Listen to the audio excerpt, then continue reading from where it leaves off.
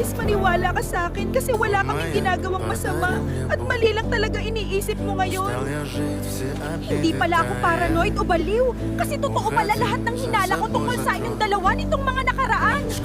Hindi ko naman ginusto mangyari ito pero habang tumatagal, nahulog talaga loob ko sa kanya. At nalito ako. Hindi ko akalaing sarili kong kapatid ang sisira sa buong pamilya ko. Binigay ko maniwala ko sa iyo.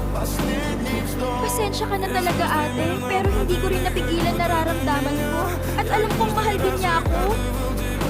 Lahat ng pinaghirapan at pangarap natin nawala na lang bigla dahil sa inyong dalawang pinagkatiwalaan ko pa kayo. Akala ko magiging masaya ako sa kanya pero iniwan niya rin pala ako at ngayon, karma na siguro to. Hindi pa tapos to.